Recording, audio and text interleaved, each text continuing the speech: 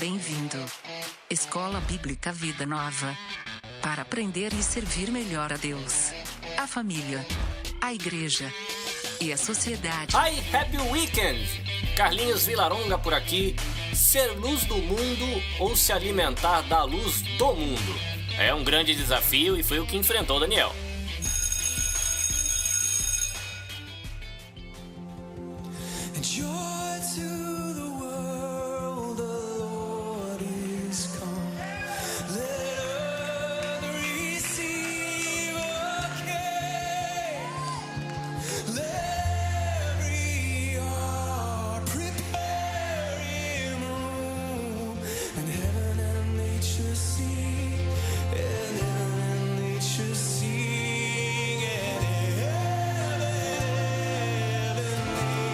Feliz Natal, estudante! Feliz Natal, né? Dezembro de 2018 e a gente chega à última aula do ano, né? Como a gente diz comumente no Japão, Otsukaresama deshita, né?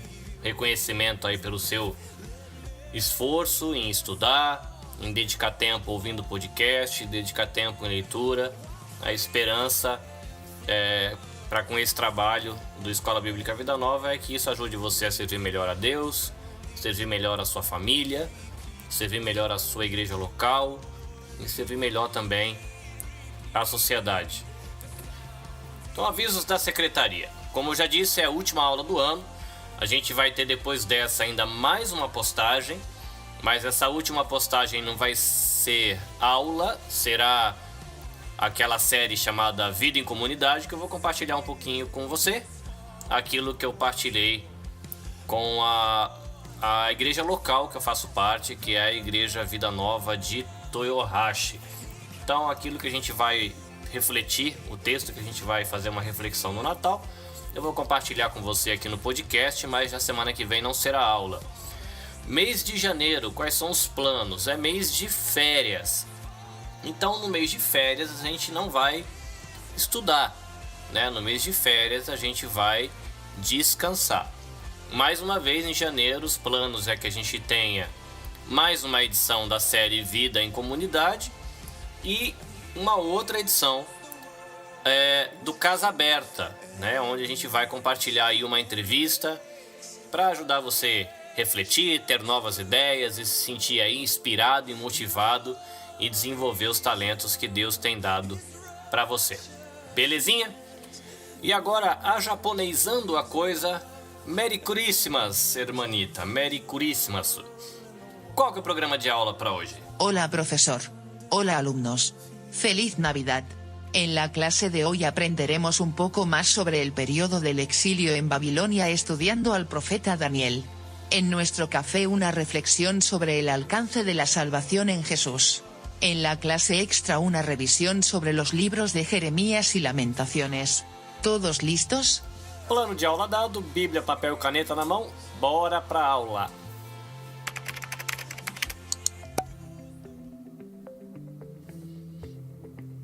Beleza, tentando relembrar o que a gente viu no início da última aula. As deportações para a Babilônia foram 3, a primeira em 605, onde vai Daniel. A próxima, que é a segunda, em 597, onde vai Ezequiel, que a gente estudou na outra aula. E a última deportação em 586, onde o templo é destruído. Essas deportações elas acontecem tendo o império dominante, o império da Babilônia. Só que Daniel ele vai ficar mais ou menos 70 anos, ou até um pouquinho mais, naquela região da deportação. Ele não volta para Jerusalém, ele morre lá. E no tempo que ele estava fora, teve uma mudança de império dominante. Então, era a Babilônia na época que Daniel foi, mas durante o tempo que ele estava servindo o governo lá na Babilônia, o império dominante deixa de ser o império babilônico e passa a ser o império medo-persa. Essa mudança vai acontecer no ano 539, que é o ano onde os exilados vão voltar para Jerusalém, que é onde a gente tem a história de Esdras e Neemias, tá? Então é interessante ter essa imagem maior, né, de que durante a vida de Daniel vai ter essa transição de poderes, que aí fica mais fácil para conseguir entender o que vai acontecer no correr do livro. O nome de Daniel significa meu juiz é Deus, e eu achei curioso porque esse El, né, de Daniel, tem essa questão do Deus, e quando ele chega na Babilônia o nome dele é trocado para Beltesazar. Esse Bel também tem a ver com uma divindade, que aí não é a divindade dos judeus, mas é um deus babilônico. E o nome dele agora, antes era Deus é meu juiz, e o nome dele é mudado depois para Bel, que é esse deus babilônico, protege sua vida, né? E até eu brinquei no início da aula se a gente é luz no mundo ou se a gente se ilumina da luz do mundo. Porque Daniel ele vai para a Babilônia com cerca de 15 a 20 anos. O seu nome é mudado. Ele recebe um treinamento aí de cerca de 3 anos. Então ele vai conhecer a língua. Ele teve que conhecer a cultura. Ele teve que conhecer religião. Livro que eu consultei fala que ele teve que conhecer magia. Ele teve que conhecer rituais. Ele teve que aprender sobre política, história.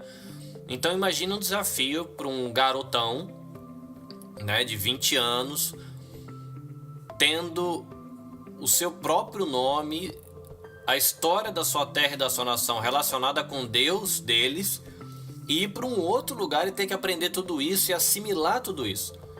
Então fica a pergunta, né? A gente é luz no mundo ou a gente se alimenta da luz do mundo? Que Daniel poderia simplesmente ter sucumbido a essa inserção cultural e se perdido no meio do caminho, mas a gente vê, lendo o livro de Daniel, de que apesar dele ter recebido essa carga de conhecimento e treinamento babilônico, ele continuou sendo luz no mundo, né? E ele não deixou que a luz dele fosse a luz da Babilônia, né? Isso é muito curioso. Um esboço para a gente tentar imaginar mais ou menos aí como é que está dividido o livro de Daniel. Então, se você pegar do capítulo 1 até o capítulo 6, você vai ter aí as experiências de Daniel e as experiências dos amigos dele na Babilônia, que vai mostrar aí o governo de Deus sobre as nações gentias. Depois, a gente tem do capítulo 7 até o final do livro visões e revelações que tem a ver com acontecimentos futuros e que vai mostrar aí o cuidado de Deus com o povo de Deus que é perseguido. O livro de Daniel ele tem duas coisas que são muito particulares do livro. E um detalhe é de que o Velho Testamento ele é escrito em hebraico.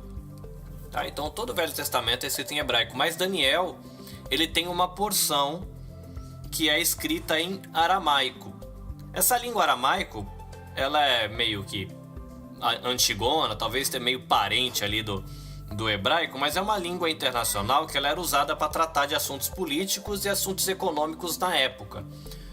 É como se fosse, pra gente que é brasileiro, a gente falar português, escrever um livro em português e de repente colocar 2 capítulos no meio do livro escritos em inglês. Alguns dizem que a intenção de Daniel com esses trechos, né, com esses capítulos escritos em aramaico no meio, é que essa parte ela fosse lida pelas pessoas da sua época, né, e não só o povo que falava hebraico, né? Então vai aí desde o capítulo 2, versículo 4 até o 7, 28, todo esse trecho escrito em aramaico. Uma outra coisa que faz o livro de Daniel ser meio singular assim no Velho Testamento, além dessa questão do aramaico, é as visões apocalípticas, né? A gente tem muito essa ideia de que Apocalipse é aquele último livro da Bíblia, mas Daniel é uma literatura apocalíptica. Então, ele traz nas visões que ele tem animais, plantas, números simbólicos, cores, e toda vamos dizer assim, com as características poéticas e da literatura apocalíptica. E a gente tem que tomar um pouquinho de cuidado, né, quando a gente vai acessar literatura e interpretações com relação ao livro de Daniel, né? A gente, como brasileiro, a gente tem muito contato, por exemplo, com as Testemunhas de Jeová e o material da Torre de Vigia, e é um material que faz muita referência ao livro de Daniel, às profecias de Daniel, e existem mais gente que faz interpretações que não são muito saudáveis. Então, quando você quiser ler um comentário, uma literatura para dar uma olhada nas profecias de Daniel, vale a pena você procurar uma literatura confiável, de linha equilibrada, uma boa editora, que aí você vai conseguir um material que vai trabalhar com o livro de Daniel de maneira bem tranquila. Então, a gente conversando agora um pouquinho sobre o primeiro trecho, que são os primeiros 6 capítulos de Daniel, que vai falar do governo de Deus sobre as nações gentias.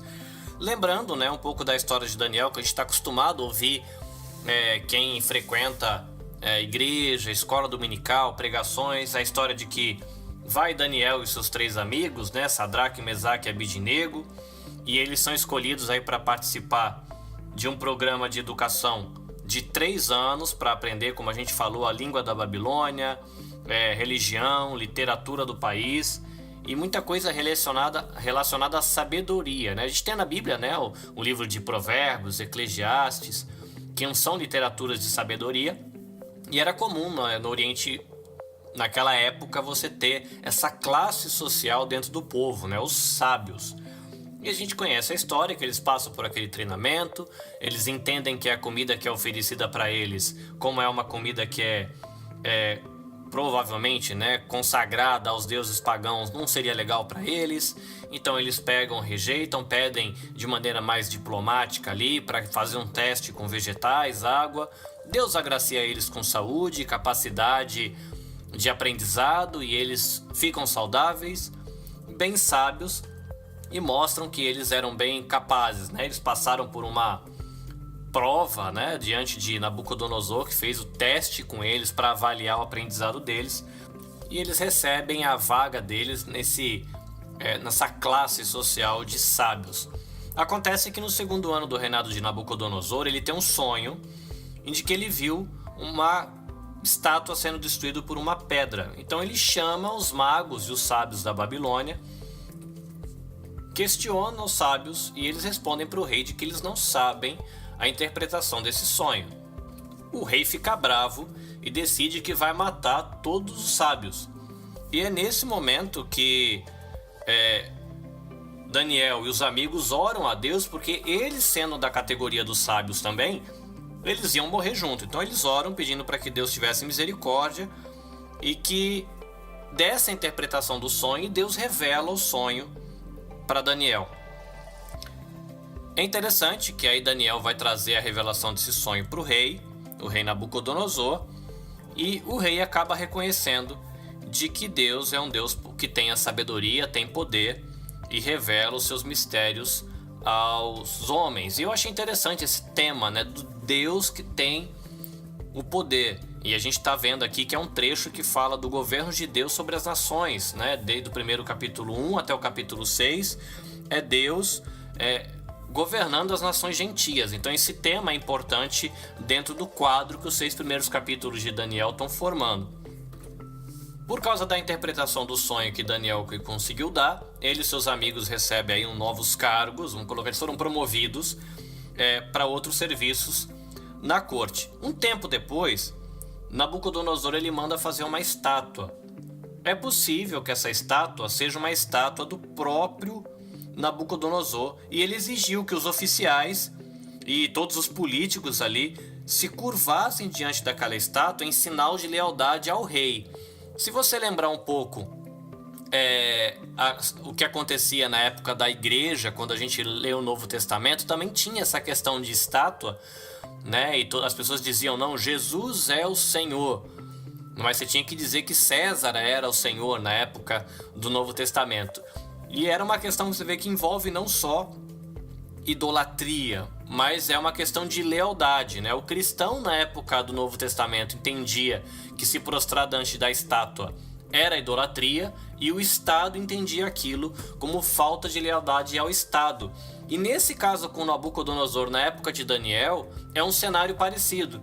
Então, Daniel e os seus amigos entendem o ato de se prostrar diante da estátua como idolatria, porque eles devem se prostrar apenas diante do Deus de Israel, mas o Estado entende aquilo como deslealdade. É aí que acontece a questão da fornalha, que os três vão para a fornalha e são livrados por Deus. E novamente, o Nabucodonosor ele é obrigado a reconhecer que Deus ele é poderoso. E novamente vem esse tema, né? Deus ele tem poder para salvar aqueles que são dele. Mas apesar desses dois momentos, tanto no sonho da estátua e depois da fogueira, onde Nabucodonosor ele reconheceu o poder de Deus, a narrativa continua mostrando de que Nabucodonosor ele ainda estava orgulhoso e Deus mais uma vez vai mostrar para Nabucodonosor o seu poder quando ele fica ali vivendo como um animal selvagem, né? E você vai ler ali por volta do capítulo 4 de Daniel, tem esse momento onde Nabucodonosor meio que ele parece que ele surta, ele vai viver no mato, lá no orvalho, meio de maneira quase que irracional, e depois de alguns anos ele retoma a razão, ele volta e ele reconhece que Deus é o Todo-Poderoso, ele é verdadeiro, justo, aquele que humilha os orgulhosos e levanta os fracos. Tá? Então, nesse trecho você já viu que é a terceira vez que a gente tem esse tema de Deus o Todo-Poderoso, aquele que controla a história, que ele tem o poder nas mãos, reafirmado. Agora a pessoa em foco ela muda um pouco e passa de Nabucodonosor para uma figura chamado Nabonido. E para a gente saber quem é esse cara, a gente tem que ver o seguinte: Nabucodonosor ele era rei da Babilônia e depois dele vieram outros.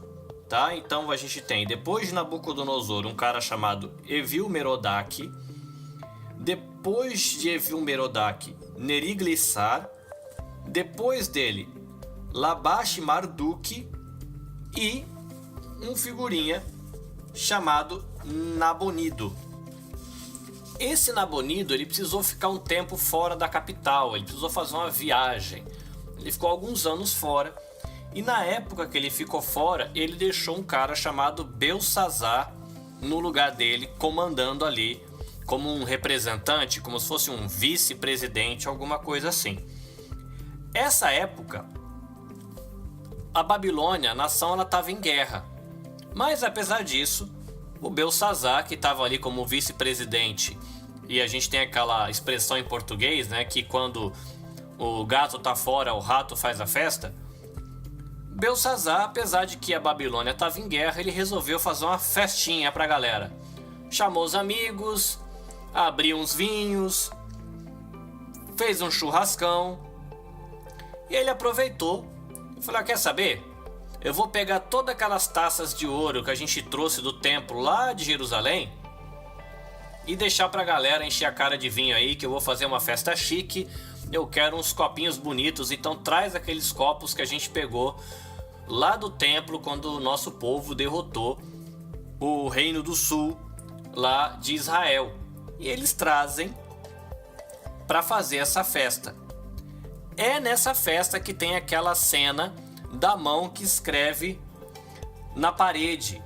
E ninguém conseguia ler o que estava escrito na parede, a não ser Daniel. E aí a interpretação que Daniel dá de que Deus havia medido e pesado a Babilônia, mas na hora que Deus tinha medido e pesado, a Babilônia foi achada em falta. Então por isso o Senhor ia dividir a Babilônia entre os medos e os persas, né? Lembra do reino da Média e o reino da Pérsia que a gente falou no começo da aula, que havia um momento na vida de Daniel de que haveria uma mudança do cenário internacional, uma mudança de poderes. Então essa mão escreve na parede. Daniel ele dá a revelação dessa profecia, e naquela mesma noite, no ano 539, os medos e os persas eles cercam a Babilônia, invadem a Babilônia, eles conquistam a Babilônia e eles aniquilam o Império da Babilônia. E aí que é curioso que você começa a encaixar as profecias.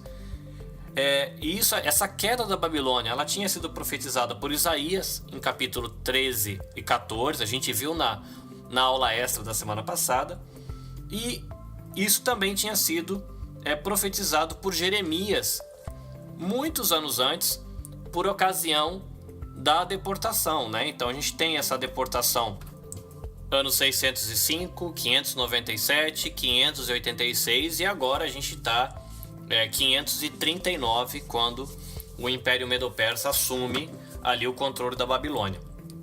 Quando os persas eles subjugam o Império Babilônico, eles reorganizam toda a estrutura desse império e aí eles dividem em 120 províncias que eles chamavam de satrapias, e eles colocam para cuidar dessas províncias os sátrapas. Olha que nome bonito.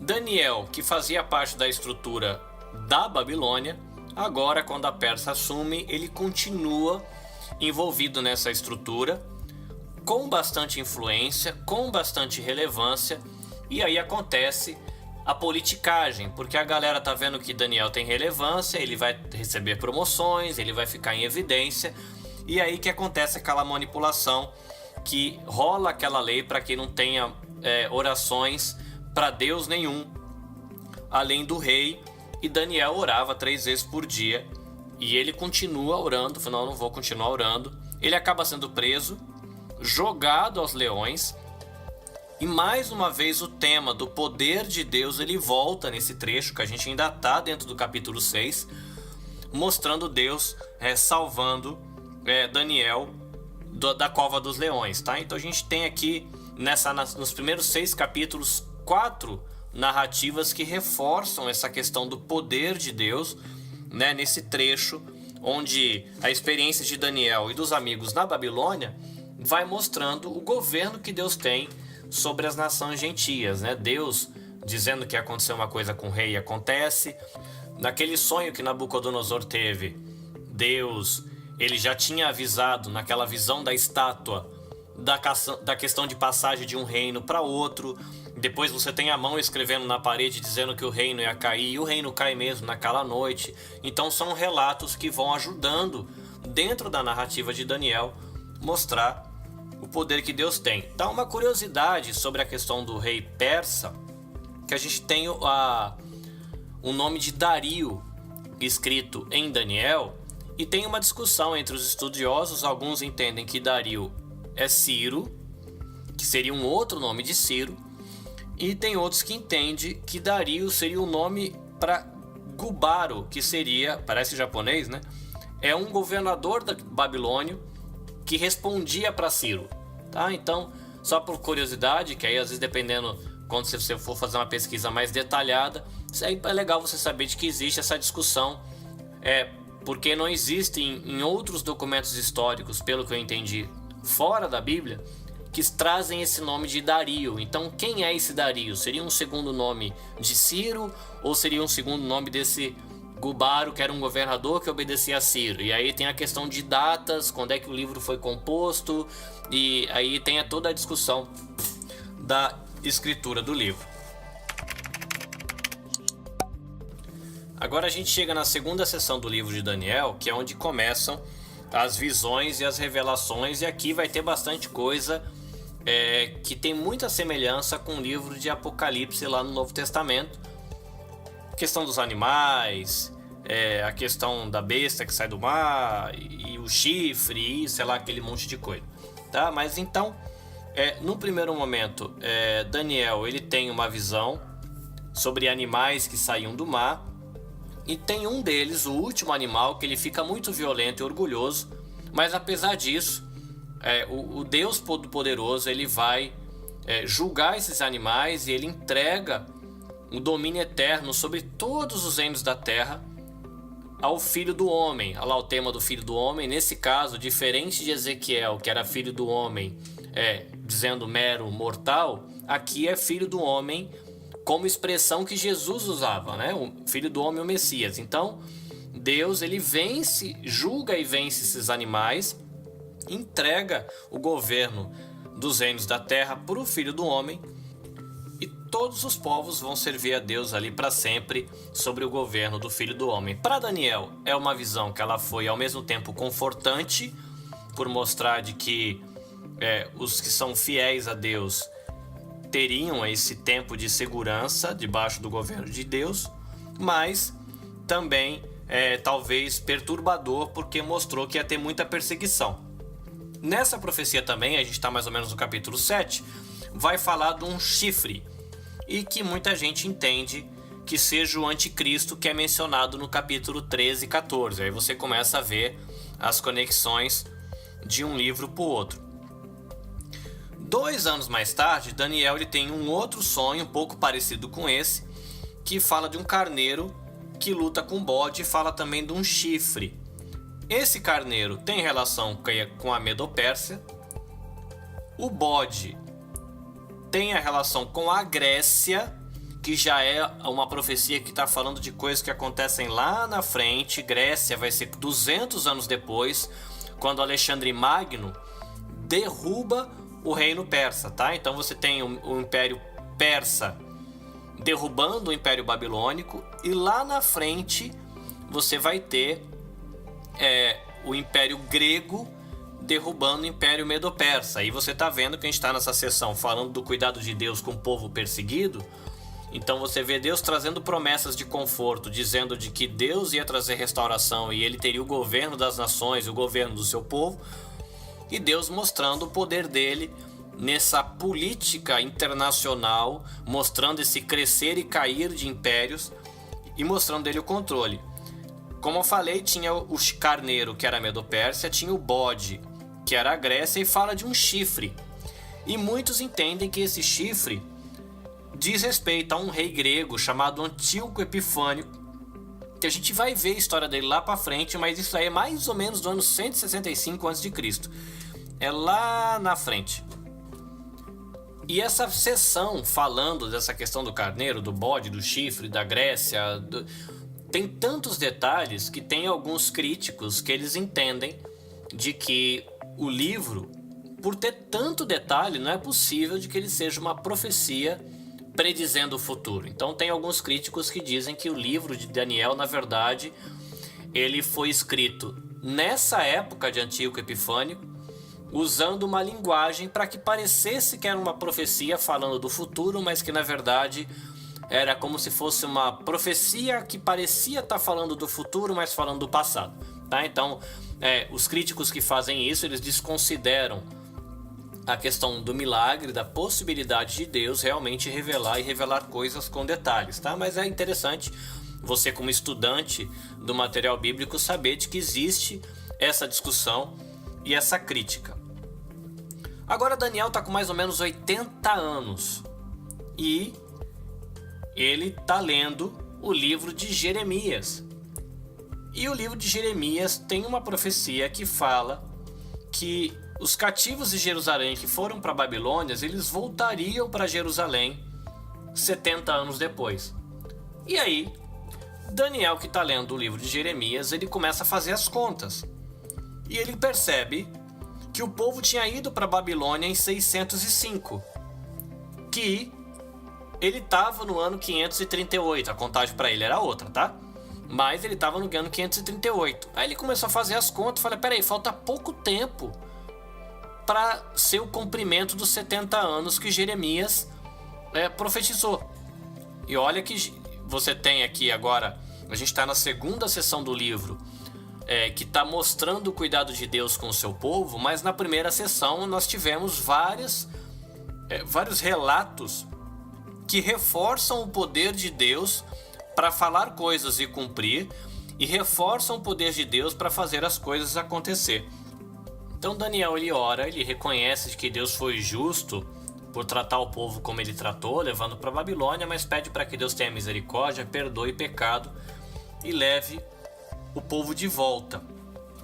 Nessa sessão a gente vai ter a pessoa do anjo Gabriel aparecendo aqui, e é nesse trecho que você vai ter aquelas profecias sobre as semanas de Daniel, que essas semanas de Daniel também ela tem toda uma questão por exemplo, Daniel capítulo 9, né, versículo 24 a 27, existem uma posição de interpretação escatológica, né? A gente vai estudar isso no futuro, mas escatologia é o que acontece no fim.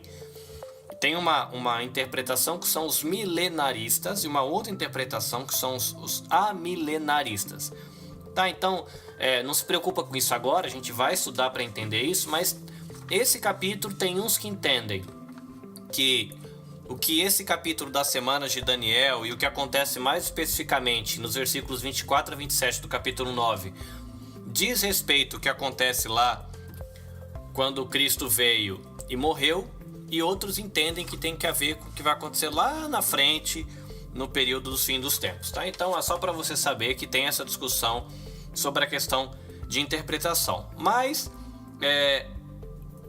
na resposta do anjo Gabriel, Deus diz que ia ter esse período de 70 anos, de que ia ter um período de perseguição, mas que Jerusalém seria reconstruída, o Messias ia surgir, ele seria morto, a cidade santa seria destruída e o povo sofreria com grande perseguição e guerra.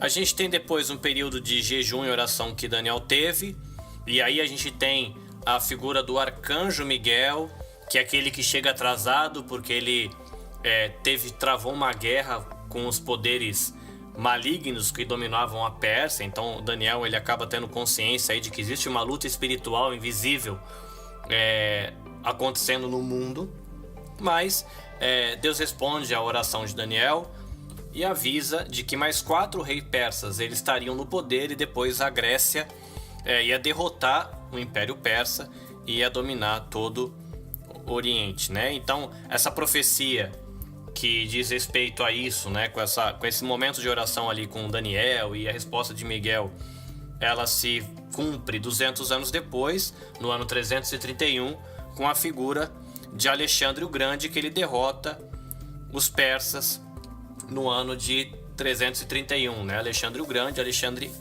Magno. A gente ainda tem a figura de provavelmente o Antíoco Epifânio, que fala de alguém que seria um governador perverso, que ele ia profanar o templo de Jerusalém, matar judeus, e a figura de Antíoco Epifânio ela cabe bem ali. Até Epifânio quer dizer tipo Deus revelado, né? Na Bíblia, quando a gente fala de epifania, é quando Deus aparece para alguém no Velho Testamento. E Antíoco, ele se dizia o Antíoco Epifânio, aquele que é a manifestação do divino, né? E aí, dentro do livro de Daniel, você ainda tem a ideia de que no futuro apareceria alguém que seria muito parecido, que ia agir muito parecido com essa pessoa, esse governante mau que se identifica como Antíoco Epifânio no futuro, e ele seria ali o anticristo, que é um tema que a gente vê também no Novo Testamento, no livro de Apocalipse. Daniel, ele registra essas profecias. Muito provavelmente ele não tenha compreendido tudo que ele registrou, porque algumas coisas ele interpreta, outras coisas só deixa o registro. Mas o capítulo 12 mostra de que todos os fiéis que serão martirizados nessa época de que Daniel está falando, eles podiam ter esperança, porque os nomes deles estavam escritos no livro da vida, né? Uma coisa que a gente ouve falar bastante, né? O livro da vida.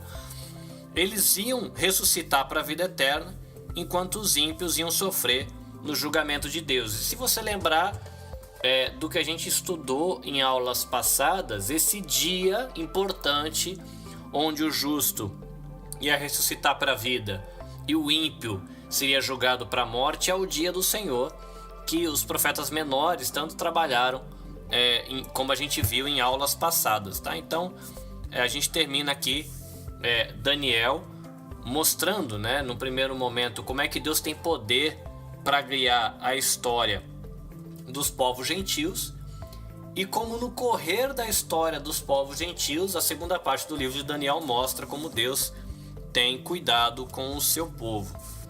Eu vou encerrar aqui a nossa exposição de Daniel falando qual é o valor ético e teológico do livro de Daniel, lendo um trecho aqui do Manual Bíblico Vida Nova, que diz assim: Daniel destaca a soberania de Deus sobre a história do mundo.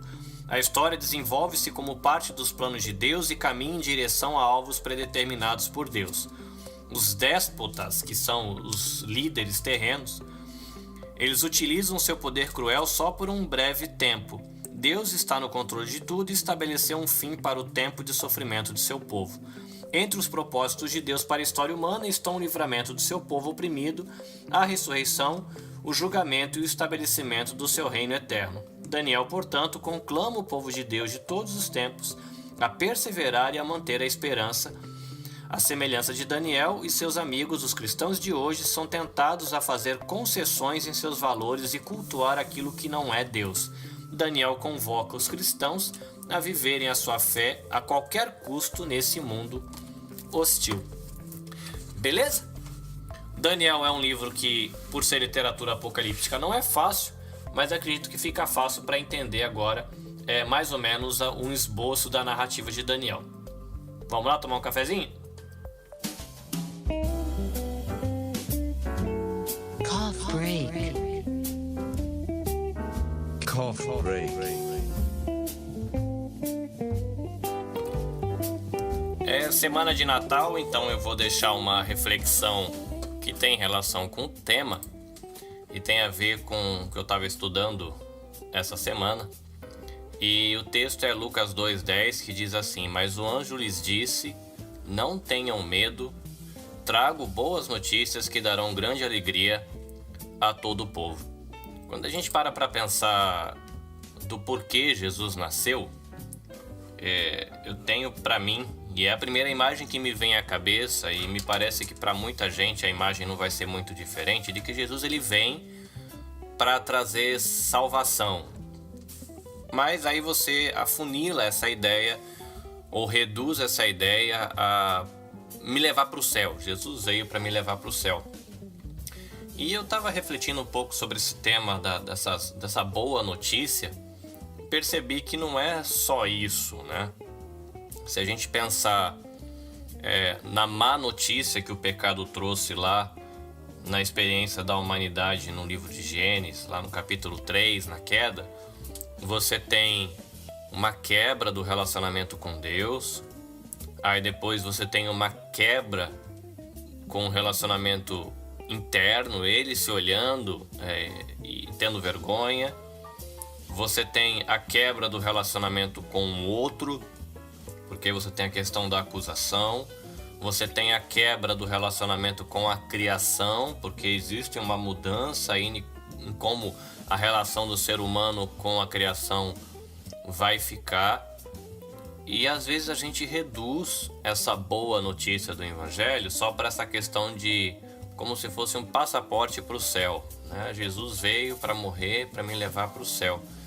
E eu percebi que é uma visão pobre e muito estreita do que Jesus fez pela gente. Então Jesus ele veio para trazer a boa notícia da restauração da vida com Deus, a boa notícia da restauração da saúde psicológica, a boa notícia da restauração da saúde física, porque a morte vai ser vencida, a boa notícia da restauração do relacionamento com o outro, né? A cura que vem por causa do amor que a gente recebe e pode amar o outro, e a restauração da nossa relação com a criação, porque a própria criação fala que está gemendo, chorando, esperando que os filhos de Deus sejam revelados. Então a gente vai ver que no futuro essa cura vai ser completa. Então fica essa reflexão, semana de Natal, quão abrangente você enxerga a obra de Jesus por você.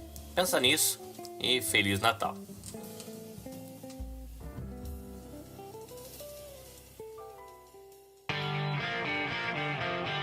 Atenção classe, começa agora a aula extra. Porque aprender é bom.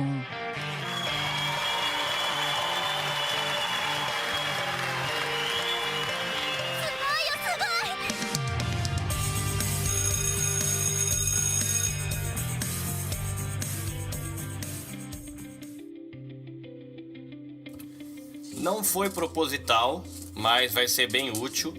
A revisão que a gente vai fazer agora é do profeta Jeremias, olhando um pouquinho o livro de Jeremias e o livro de Lamentações. E é bem legal porque a gente acabou de ver na aula sobre Daniel de que ele ora para que Deus leve o povo de volta do cativeiro ao ler Jeremias. Então ficou bem interessante, não foi planejado, mas vai ser bem legal.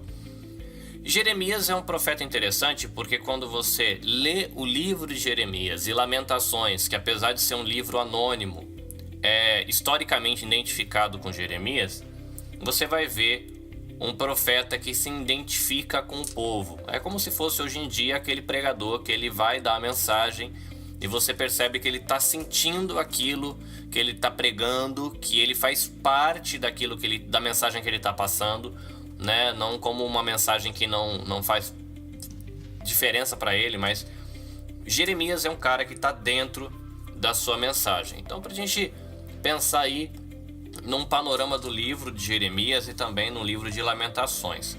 O livro de Jeremias ele vai abranger um período de 627 até 585 antes de Cristo, tá? Então um período grandinho. E você tem o livro de Lamentações mais aí em 586, 585, tá? Então o livro de Jeremias começa em 627, vai até 585 e Lamentações está nesse finalzinho. O autor dos dois, Jeremias, o livro de Jeremias tem o autor, é fácil de identificar, e o livro de Lamentações é atribuído a Jeremias, então a gente deixa aqui os dois autores como Jeremias. Existem discussões, se você procurar um livro de pesquisa, caso você queira mais informação sobre isso, você encontra. O local a que se refere o livro de Jeremias é Jerusalém, e o objetivo do livro é chamar o povo e os reis de Judá ao arrependimento. Versículo-chave do livro de Jeremias, a gente vai deixar Jeremias 1,18, que diz assim: Pois hoje eu o fortaleci como uma cidade fortificada, como uma coluna de ferro ou um muro de bronze. Você enfrentará toda esta terra, os reis, os oficiais, os sacerdotes e o povo de Judá. Então, um versículo que tem a ver aí com o chamado de Jeremias. E versículo-chave para Lamentações, eu vou usar a sugestão que o panorama bíblico deixa, que é versículo 30 do capítulo 3, Lamentações 3:30, que diz que deem a outra face para que os ferem e aceitem os insultos de seus inimigos, que diz aí, traz uma ideia de sujeição ao processo disciplinar de Deus. Palavra-chave para o livro de Jeremias seria oposição, né? Oposição ao ministério de Jeremias. E a palavra-chave para o livro de Lamentações seria a própria palavra lamento. A gente tentando criar aí um esboço do livro de Jeremias bem resumidinho. Então a gente teria no capítulo 1 o chamado de Jeremias, capítulo 2 a 25 as mensagens contra Judá, capítulo 26 a 45 uma autobiografia de Jeremias, 46 a 51 mensagens contra as nações estrangeiras, e Jeremias 52 é um apêndice histórico onde vai mostrar Jerusalém derrotada. Como a gente sempre faz, deixando o livro em uma frase, o profeta exortou o povo a render-se à disciplina de Deus, fazer a vontade do Senhor e desfrutar do consolo prometido depois da disciplina.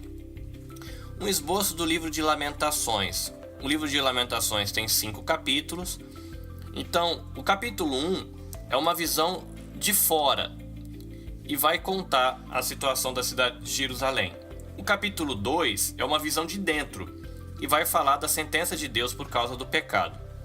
O capítulo 3 seria uma visão de cima e vai falar do sofrimento do profeta e da misericórdia de Deus.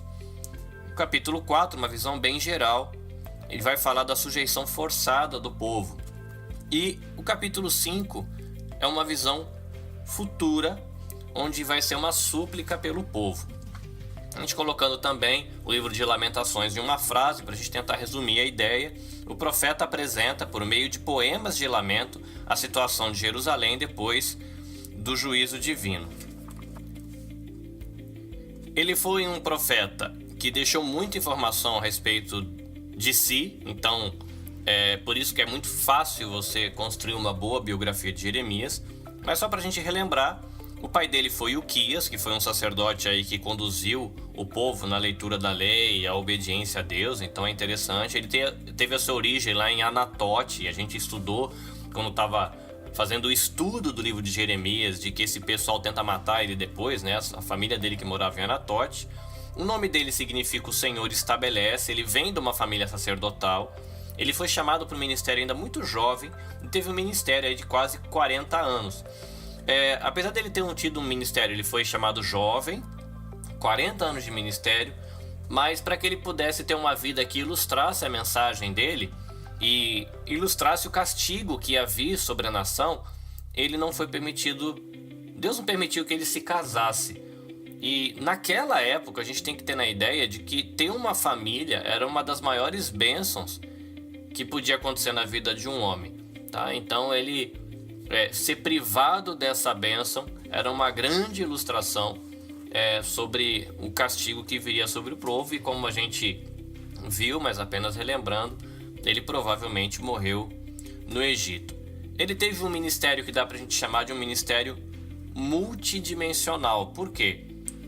Você vai ver ele pregando, você vai ver ele fazendo tipo teatro, né? Então ele dramatizou a sua mensagem. Você vai ver no livro ele orando, você vai ver no livro ele escrevendo carta. Você tem o próprio livro de Lamentações, que é um tipo de poesia de lamento, mas ele escreveu.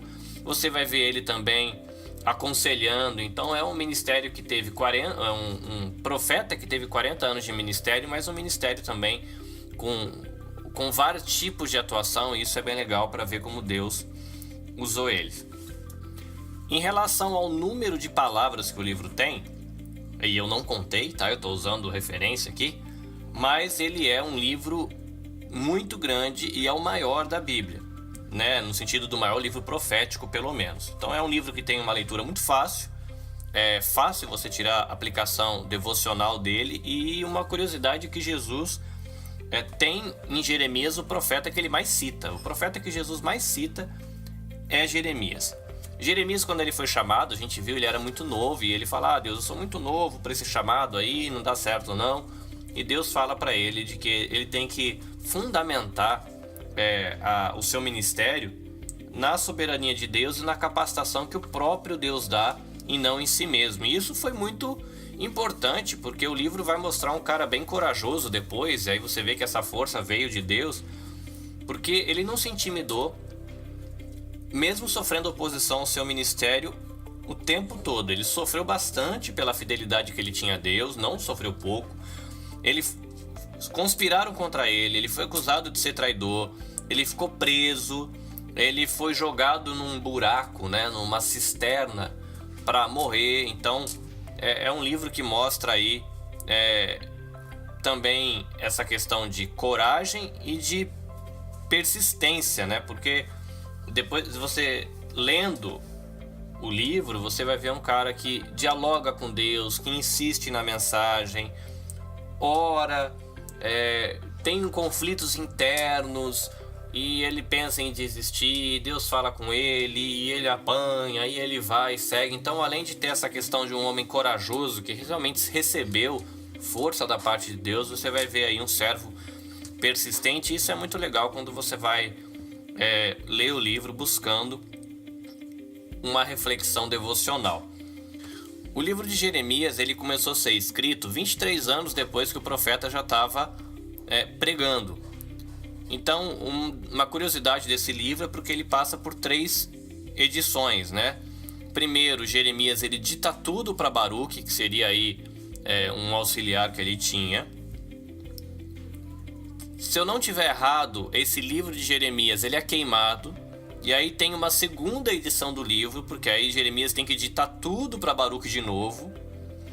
E ainda tem uma terceira edição, né? Parece coisa de editora moderna, né? Onde o Baruque, que é esse auxiliar de Jeremias, depois que Jeremias morre, ele coloca um capítulo adicional, que é o capítulo 45, contando o finalzinho da história. Vamos para Lamentações. Lamentações é um livro anônimo, isso acontece com outros livros do Velho Testamento, mas como a gente viu, a tradição aponta para Jeremias, que lamentou aí a respeito de Jerusalém e que amava muito seu povo, e aí faria muito sentido, né? A questão de Jerusalém sendo destruída, Jeremias ser o autor de Lamentações. Jeremias, ele tem em Lamentações 5 capítulos.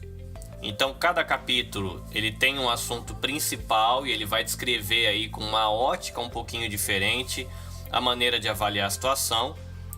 É uma poesia composta em acróstico, que é aquele negócio de você, se fosse em português, né, a primeira frase começa com A, a segunda com B, a terceira com C, blá, blá. Isso ajudava as pessoas a memorizar. Lembra que naquela época Jeremias, o povo não andava com livro debaixo do braço igual a gente, né? Porque eram rolos, eram muito grandes, era pesado, então as pessoas decoravam, então isso ajudava. E ele foi escrito em forma de canto fúnebre, o que é muito adequado para o contexto que estava ali se vivendo, a queda de Jerusalém, depois a destruição, as profecias. Então, Lamentações é bem interessante. No Novo Testamento, você vê uma conexão muito forte entre Jeremias e Jesus. Você vê Jeremias profetizando contra o templo, você vê Jesus também fazendo isso, você vê Jeremias lamentando por Jerusalém, Jesus também fazendo isso. Jeremias sofreu uma conspiração para tirar a vida dele, Jesus também. Isso é muito legal. E tem muitas referências diretas do livro de Jeremias no Novo Testamento, tanto nas palavras de Jesus como em Apocalipse. Você tem em Atos, você tem em Romanos. Então você vê que é um livro que foi muito importante para a vida dos autores do Novo Testamento também.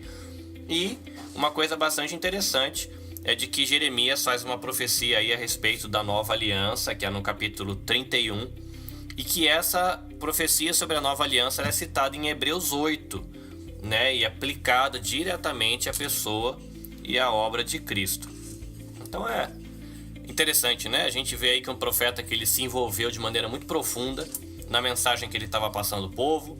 Ele chorou pelo povo, ele sentiu que ele estava passando a mensagem. Como essa revisão ela está tendo um ar mais devocional, fica, né, para a gente pensar se quando a gente vai compartilhar a mensagem do Evangelho, ou para você que dá aula de escola dominical, o quanto que a gente entra na mensagem, ou se a gente erra, né, como eu muitas vezes já errei, de você transmitir a mensagem de Deus de uma forma impessoal, como se fosse algo que era só para o outro e não é para você. É um erro que a gente pode cometer com certa facilidade, porque você pode estudar história, pode estudar geografia, matemática, e não precisa de uma relação pessoal com alguns conteúdos, né? E a gente pode cometer essa falha quando a gente vai falar do Evangelho também. Tá bom? Então fica essa reflexão para você, nessa pequena revisão sobre o livro de Jeremias, que tem bastante contato aí com o livro do profeta Daniel.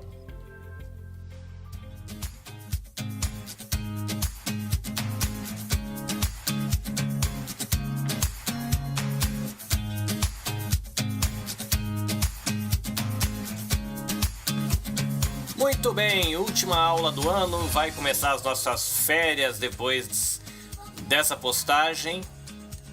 Como eu compartilhei antes, você vai ter mais algumas postagens do Vida em Comunidade, do Casa Aberta, mas aula somente em fevereiro, tá? Então desfrute o seu final de ano, o seu Natal, o seu Ano Novo, as suas férias. Se você estiver no Brasil, desfrute o seu verão. A gente aqui no Japão vai desfrutar o nosso friozinho, tomando um cafezinho e um chazinho quente.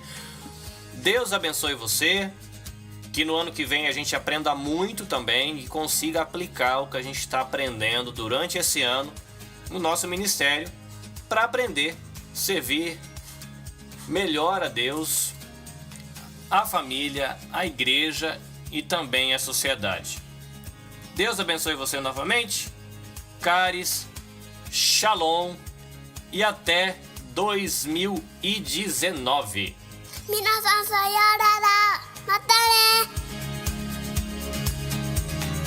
Esforce-se sempre para receber a aprovação do Deus a quem você serve. Seja um bom trabalhador, que não tem de que se envergonhar e que ensina corretamente a palavra da verdade. Segunda carta de Paulo para Timóteo, capítulo 2, versículo 15.